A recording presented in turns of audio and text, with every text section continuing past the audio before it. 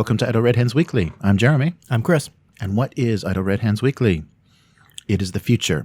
Humans have achieved virtual immortality. Most people have cortical stacks in their spinal columns to store their consciousness.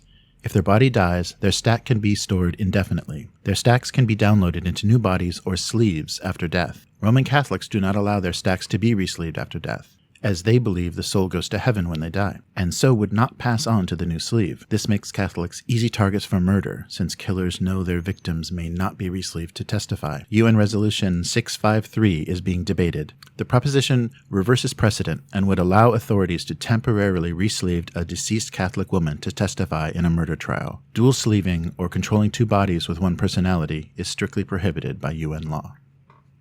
Which one is that from? That is Altered Carbon. I thought so. When you started off, I'm like, are we talking about Eclipse Phase? But we're Altered Carbon. Oh, right. Yeah, Eclipse Phase. Yeah, It has that same idea. Yeah, so that's a 2002 kind of cyberpunk set novel by Richard K. Morgan, so a British writer. And I bring that up because they're doing a RPG setting. Yeah, I've been talking about that too. Possibly from a different angle that you've been. So I, as you are an emissary from Twitter, I need to discuss with you. And I think it brings up an interesting point that companies are going to have to start being aware of. And I think it's a similar thing to what's going on with Evil Hat and their Cthulhu. Their Fate of Cthulhu. I'm going to wait to see what that connection is. I'll probably disagree with you. The connection is a company is going to develop a property, and they need to understand that the writer, the creator, has a point of view as a human being, as a political entity that may not be popular, that may affect people's opinions of this game, and they're going to have to be willing to, is it fair that they have to suffer kind of repercussions of a creator's kind of political views, Lovecraft's racism, right. Or Richard K. Morgan's political views, right? His affiliation with the with gender critical nonsense. That seems very unfair for companies to do it because they're investing a lot of time and resources, and they're just supporting a creative work. But then you've got the creator in there saying, "Well, I'm on Twitter," and I think, I guess first for the Altered Carbon RPG, because that's what we're talking about. I haven't followed up on it to know the difference, but I think there might be some kind of licensing deal where the role-playing game is being licensed from the show rather than the author, the books. Drew a blank on what word to say. Right. I mean, there's still a connection there because the TV show is based on, the Altered Carbon books, but I guess there's a layer of removal, which is not an actual phrase there, But with the Evil Hat Fate of Cthulhu stuff, which I backed and got, I think there's a difference there because Lovecraft's stuff is now mostly public domain. And so I think there's a real difference between saying, we're building a game from this body of work that the author has been like roundly criticized as being, all these horrible bigot, racist, all this stuff. But the work is in public domain, so the author is not benefiting from this product at all. Yeah. It's not, the money isn't going into some kind of Lovecraft, coffer or whatever. Whereas I don't know the specifics with the Altered Carbon thing. That would be my difference between the two things. Where this author is still alive, it's still able for them to benefit from this new work. So in that case, I would say yes, you have to be more careful of affiliations. You want to get into it. The J.K. Rowling is not so great either. Right. And as someone who enjoyed most of those books and saw all those movies, I'm kind of like, that's not great. So there are distinctions to be made between author and the author's works. And I think you can still enjoy stuff as long as you're kind of critical of kind of what's going on. You say, I like it. It's problematic. I understand it's problematic. And here's why. Again, as much as I like Conan, Robert E. Howard, who was considered kind of progressive, looking at it through today, you're like, eesh, yeah, some of the stuff is just not good. So, and I think that's a valid point. And I really wish Lovecraft was on Twitter. That would. Oh my God. I don't think, you know what? I don't think Lovecraft will be able to handle Twitter.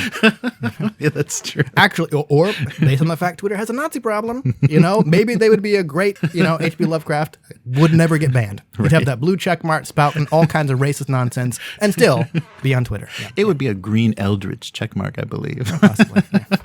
It's an interesting question, an interesting property, and it's too bad that companies have to deal with this now in that way because tabletop should be escapism. It should be entertainment, and a lot of kind of heavy stuff is being brought into these settings that, I don't know. I don't think that was originally intended. And it's just unfortunate. Specifically about the setting for Altered Carbon, I really liked, I didn't know anything about that world or anything about that story, and watched the first half of that series and the first episode of the Netflix series. And the beginning of it was very promising because it was such a wild idea. You could just be re-sleeved, and the idea of prison and the idea of, you just kept somebody out of a body and just put them in a locker and let their consciousness just sit there. But then you could be re-sleeved into any kind of body. So it just deleted race and gender and everything because you're coming back. It doesn't matter. You're just alive. You're just back. You're just this body. And they, with the show, I'm not sure with the book, but the show, they just gave up that concept very quickly, and they just had a white guy with a Japanese name and. Okay, that's what I heard because when the Altered Carbon, I've never read the book. When the Altered Carbon Netflix series got announced or people were talking about it, I'm like, oh, okay, that sounds interesting. Being that I like Eclipse Phase, which has a lot of the same things. And people were talking about how the opening scene of the Altered Carbon Netflix thing kind of was great because of how diverse it was. And then lots of people said, and then it quickly devolves into the grizzled white guy cyberpunk protagonist that we always have. And I kind of went, oh, okay, well, maybe I'll give it a pass. And then all this transphobia of the author came out, and I'm like, well, no, I'm really going to give it a hard pass. So never mind. And with the existence of Eclipse Phase, like how necessary is this? We already have a setting where that's the idea, right? Where we have the idea of sleeves and being able to separate. There is stuff that is different from what you're saying about Altered Carbon. Like there may be, in Eclipse Phase, there may be like pockets of people who don't believe in having their cortical stack kind of re-sleeved. But in that Eclipse Phase universe, it's kind of standard practice. So we didn't, the setup for Altered Carbon of kind of this legal matter of can we bring this person back to testify when they've already said no, that's interesting, and that's something that Eclipse Phase doesn't have.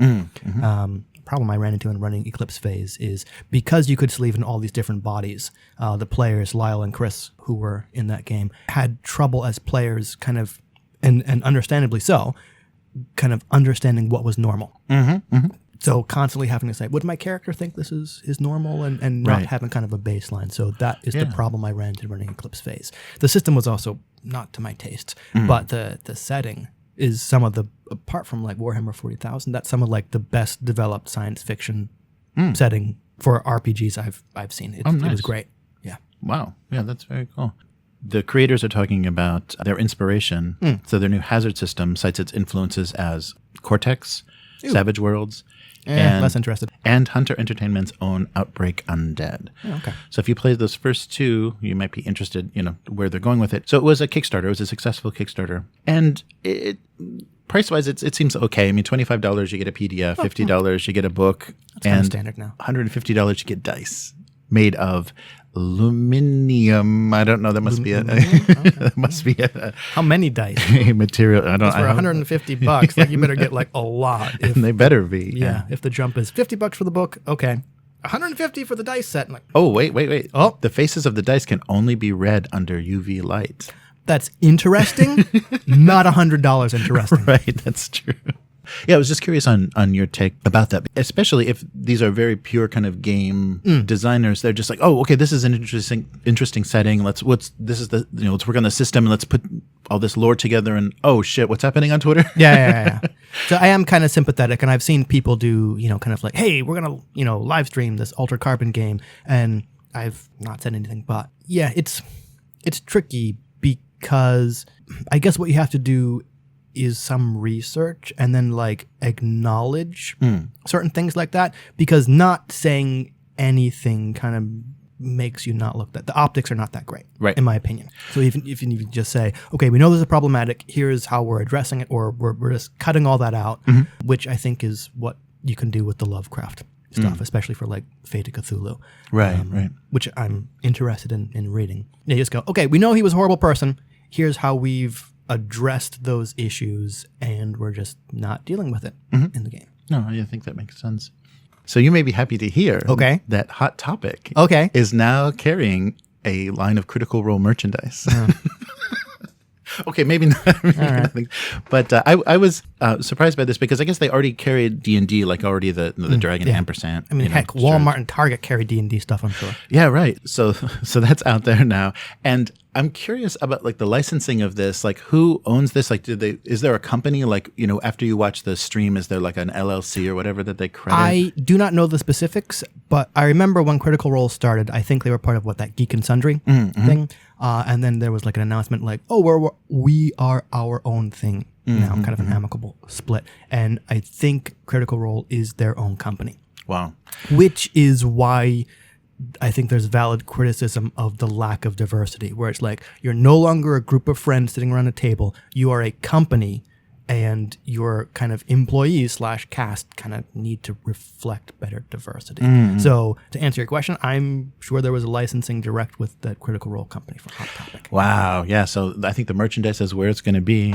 Oh my God. Yeah. So the merchandise they're carrying so far are a simple logo t-shirt with the Critical Role. But, if you're interested in something with the characters' faces on it, you can find a Mighty 9 shirt complete with Frumpkin.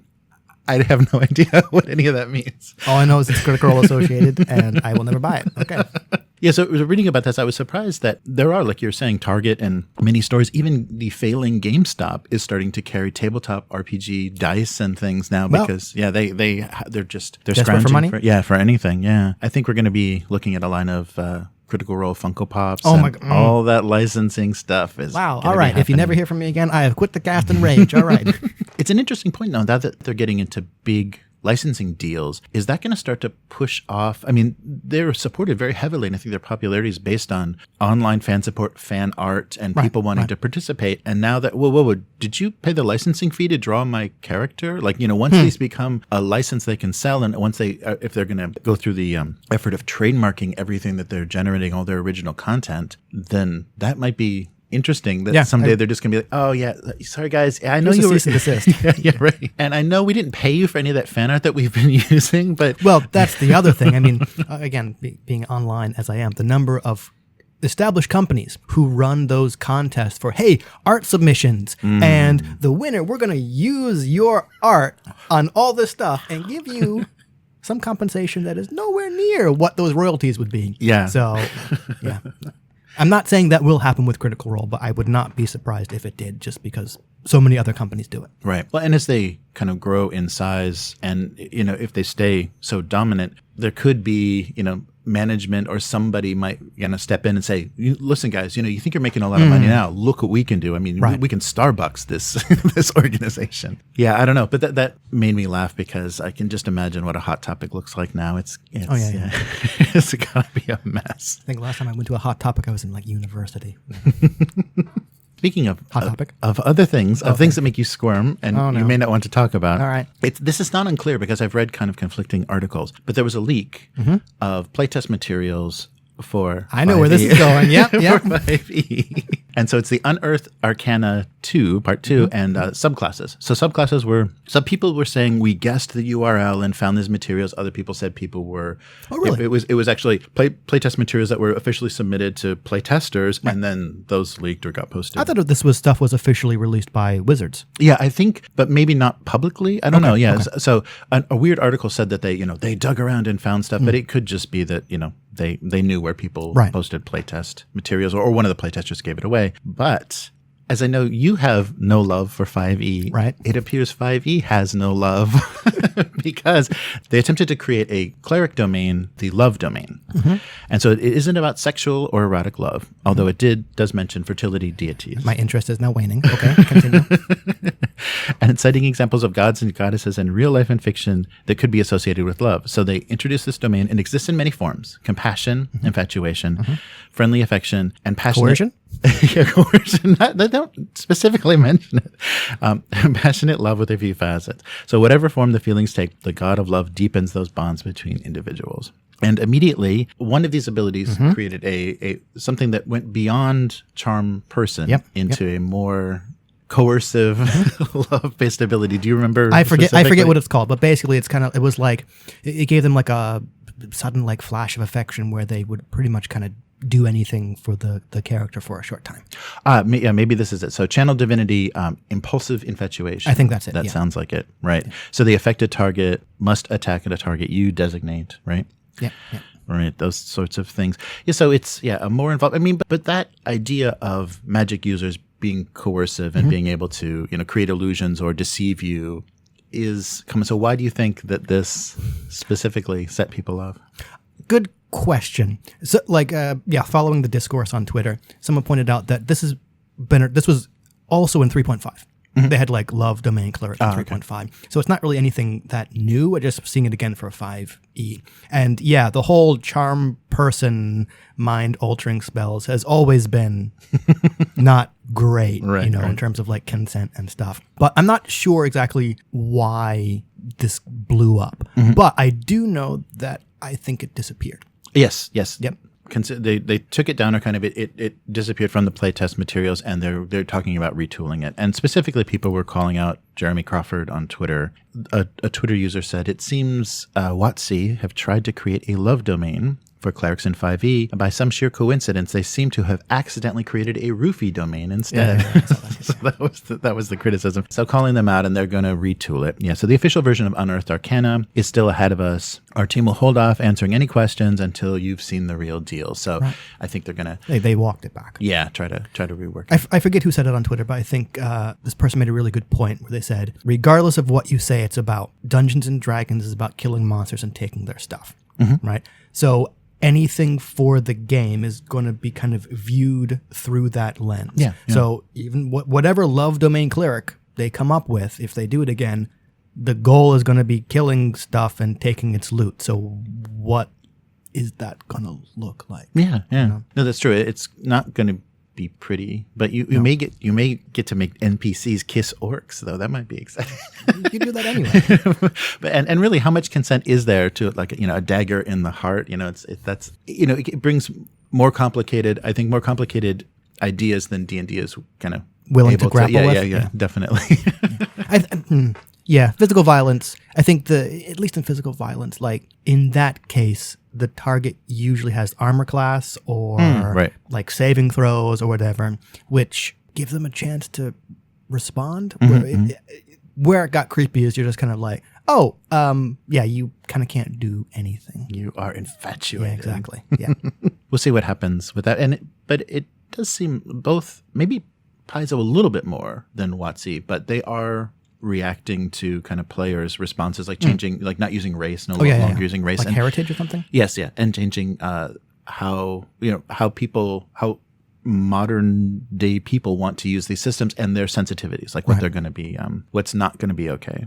So another new release that it was a Kickstarter, but now it's going into kind of full retail release and is up for pre-order is Mörk Borg, which is an art punk RPG. Yes, that's the one I was talking about. I saw the book of that. One of the players at the last Kansai Japan International Gamers Guild game day had that book, and that book looks fantastic. Yes, yeah, excellent art. So it's called a pitch black apocalyptic fantasy RPG about lost souls and fools seeking redemption, forgiveness, and the last remaining riches in a bleak and decaying world. That's cheerful. Yes. So it's a very OSR genre that can easily be adapted to your own homebrew. The style of the art and the book is just great. Yeah, book was this bright yellow spot varnish thing that looked completely awesome, and it was interior was full color, and there was a foil plate in there as well, and it's this looks amazing. Not putting the system down, but the system didn't really interest me all that much, only because it didn't seem anything special. Right. But still, the book looked fantastic. Yeah, and this may be a new trend for Free League, because this book and system was produced by or designed by Stockholm Kartell, Johan Noor, and Pelle Nielsen. So there's kind of a new label or imprint that Free League is using. Oh, really? Okay. To show off these more boutique kind of specialty games that are going to have, I think, very high production values. So we'll look forward to things like that. So Free League has kind of their own nice high-level style that they produce materials in, but now they're going for people that are really producing art books that are basically RPGs. Keep an eye out for Mörk Borg, and you can probably pre-order that on the Free League website. Speaking of art stuff, yes, I was thinking of doing some kind. I've been interested in zines and stuff, and due to the recent searches into horror-inspired synthwave, I've found all kinds of stuff. Right now, I am listening to Skeletactical by Spectrostatic. It is an amazing EP. It sounds like somebody took Mars Attacks and like ran it through a synthesizer and then put like a heavy dose of the theremin over it. And it's like a great inspiration for sci-fi or retro sci-fi stuff. For Kickstarter, as of this recording, the trophy Kickstarter is still going. And they haven't announced details yet. But I think last year there was that Trophy Dark incursion writing contest. And several, if not many, of those submissions, I believe, are going to be included in the Trophy Dark book that's being kickstarted. Nice. I think around February 10th, they're going to announce a Trophy Gold incursion writing contest. Oh, okay. So the difference between those two, where Trophy Dark is a lot more one-shot, where it's kind of expected you're not going to survive at the end of the little incursion. Trophy Gold is more OSR-ish, where things are still dangerous and gritty, but there's a slightly higher chance of your character surviving, and so there are campaign rules. Nice. Like the idea in Trophy Gold is you have lots of either debts or obligations back home that force you to go out adventuring, and gold is or money's much more of a motivator in that one, because if you come back without enough to pay off kind of your debts or obligations, you're going to end up destitute. So it acts as a real kind of motivator to keep pushing the characters into those situations that they're probably not going to survive from. Oh, that's cool.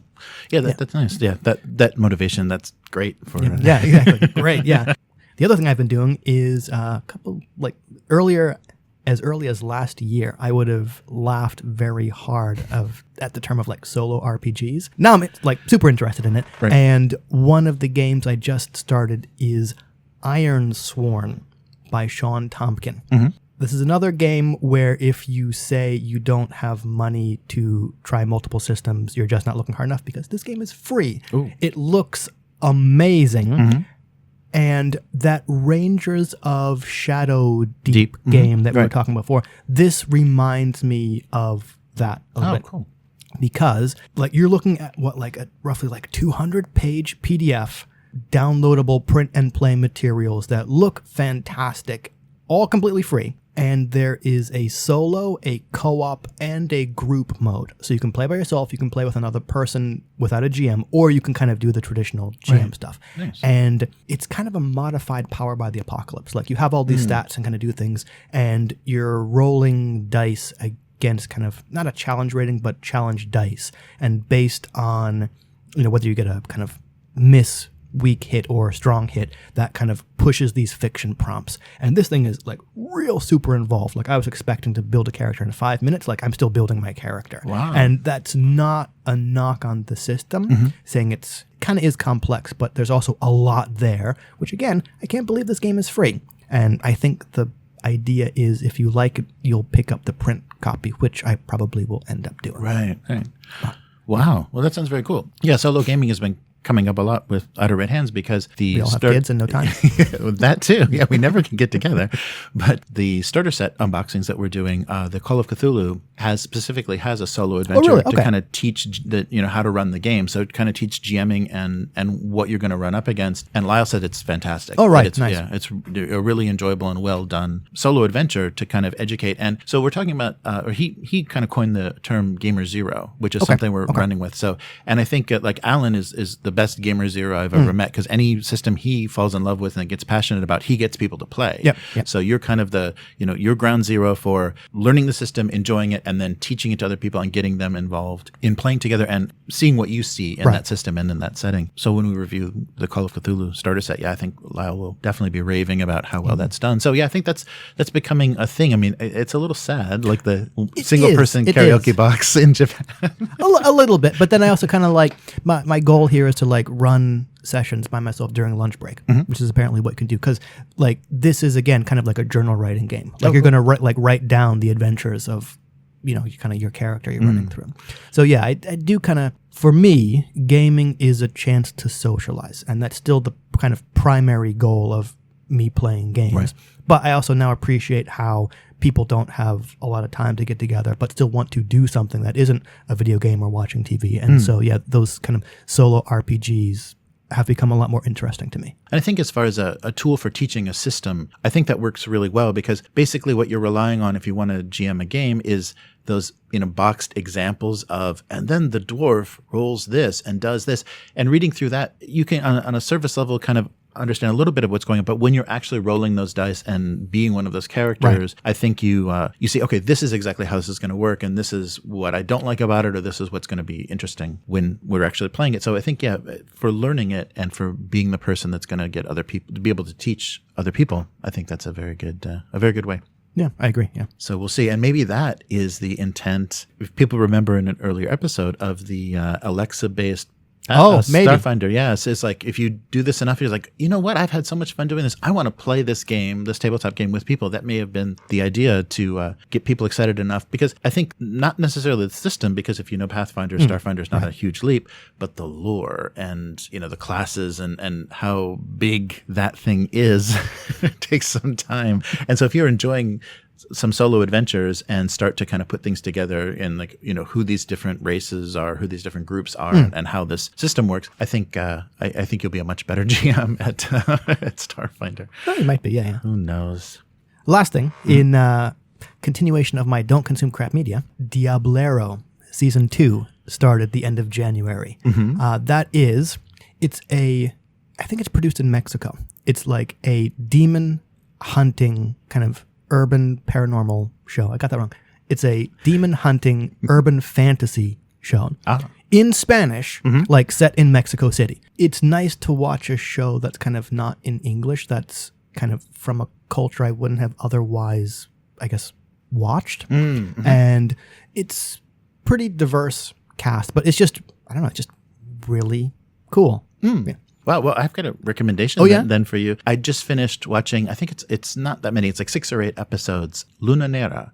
Okay. It's an Italian kind of witch drama. So it's about a coven of witches. I like how they set up the world. It gets a little telenovela in the romance and drama. All right. Well, that just increased my interest. All right. It's cast really interestingly, and they do a good job of, when they're establishing the world, the opposing forces. So you basically have the church, which is backing these witch hunters, and the witch hunters, which kind of live in a hidden, it's kind of an abandoned castle that they've concealed with magic. And so they live there as a sanctuary, and they're trying to find other witches to bring them into safety, because the idea is, in this world, that witches are the defense of this evil that's going to consume the world. They're the only things that can stop it. And they do have the idea of the chosen one, but it's within witches, and it's witches with swords, and so it's pretty cool. Yeah, so I like that setting, and like you were saying, when it's in that context, like you're watching subtitled Italian, it gives you a different flavor from how fantasy, like either British or American fantasy is portrayed. So I like that a lot. Yeah. That sounds kind of like Diablero. Like a better explanation is, you have a freelance demon hunter and his little team of people. One of which is you got like his sister. You got like this woman who can like channel demons. And again, there's the church in it because it's all kind of Christian based. The setup for season 1 is a priest has like a missing daughter who he thinks was abducted by demons, and kind of like teams up with this demon hunter guy. And you have this nice dichotomy of like a priest who kind of believes in faith, but has never seen like physical manifestations of demons, and it kind of doesn't, believe in that stuff, teaming up with demon hunters. And the church kind of gets involved. And season 1 got a little bit save the worldy for me at the end, but not enough to kind of ruin my enjoyment of it. And season 2 has kind of gone back to more what I'll call like street level stuff, which I thought was a lot more interesting, kind of like, just kind of day-to-day stuff and interactions between the characters. And I made that sound boring, but it's really cool. But yeah, the same thing you said, watching the subtitles and not listening to something in English kind of gives you a different feel and just makes it a lot more interesting. Yeah, it takes it out of, it changes your expectations. And I think the kind of Romeo and Juliet story that happens in Luna Nera, I kind of forgave a lot more than I would have if it was on the CW or whatever. I would have been, this garbage again. All right, so there's some recommendations. All right, so where can people find you? On Twitter, as always, where I am currently banging out a massive thread of bad B horror movie titles. Oh, nice. Or not, yeah. And I do a weekly live stream of my cartoon. So abusecartoons.com is the website. Sunday nights in North America, sometimes Monday nights, depending on the schedule. And on Twitch and YouTube. And the archive for that cartoon is gocomics.com/domestic abuse. And if you'd like to get in touch with Idle Red Hands, idleredhands.com is the website. Follow Idle Red Hands on Twitter @IdleRedHands. And if you'd like to support the podcast, patreon.com/IdleRedHands. So that's it for this week. We'll be back next week. Later, mortals. Bye.